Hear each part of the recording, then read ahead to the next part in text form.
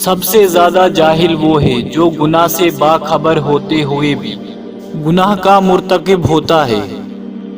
امام شافعی سے پوچھا گیا، آپ نے اللہ کو کیسے پہچانا؟ جواب ملا، شہتوت کے پتوں سے۔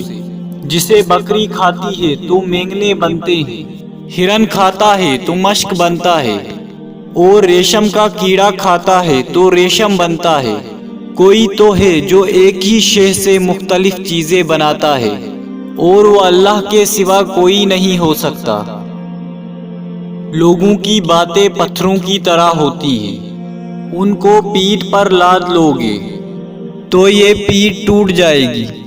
ان کو اپنے قدموں تلے ایک برج بنا لو اور ان پر چڑھ کے بلند ہوتے جاؤ۔ تمہارا جو نفس ہے، تم اگر اسے خیر میں مصروف نہیں کر لیتے تو یہ تمہیں شر میں مصروف کر لے گا۔ اللہ تعالیٰ کے راستے پر خوش قسمتی سے چل پڑے ہو تو تیز بھاگو۔ تیز بھاگنا اگر کسی وجہ سے مشکل ہے تو آہستہ بھاگ لو۔ تھک گئے ہو تو چل لو، اور یہ بھی نہیں کر سکتے ہو تو گھسٹ لو، مگر واپسی کا کبھی نہ سوچنا۔ زندگی استاد سے زیادہ سخت ہوتی ہے۔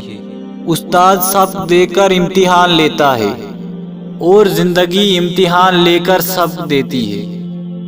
تین چیزوں کی زیادہ عزت افزائی ذلیل کرتی ہے: عورت، خادم، گھوڑا۔ عورت میں 5 نشانیاں دیکھ لیں تو سمجھ جائیں، وہ نیک اور پر اخلاص ہے۔